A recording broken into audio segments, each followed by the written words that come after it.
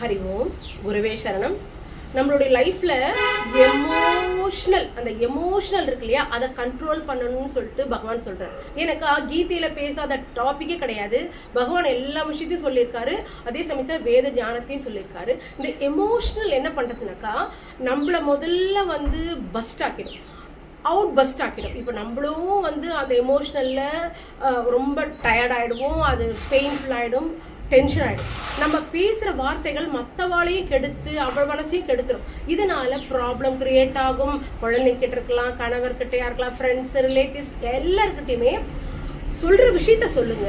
ஆனால் அதை எப்படி ப்ரெசென்ட் பண்ணணும், அதை எப்படி பீஸ்ஃபுல்லாக, அது அவளுக்கு புரிகிற மாதிரி, கோவப்படாத மாதிரி, அவள் மனசை ஹர்ட் ஆகிடாத மாதிரி நம்ம ஒர்க் பண்ணிட்டோம்னாக்கா நம்ம கில்ட் ஆக மாட்டோம். ஹர்ட் பண்ணும்போது தான் நம்ம கில்ட் ஆகிறோம். இது ரெண்டுமே லைஃப்ல வெரி வெரி ப்ராப்ளம், டெய்லி நடக்கிறது. அந்த ஹர்ட் கில்ட்டை லைஃப்ல நம்ம எடுக்கணும்னாக்கா be careful in your tongue. பேசுறதுல ரொம்ப கவனம் இருக்கணும். இல்லைனாக்கா எல்லாருக்கிட்டையும் சண்டை தான் வரும். நம்மளால பீஸ்ஃபுல்லாக இருக்கவே முடியாது. ஸோ இதை நம்ம இன்னைக்கு மெசேஜை எடுத்துக்கலாம். ஹரி ஓம். குருவேஷ்.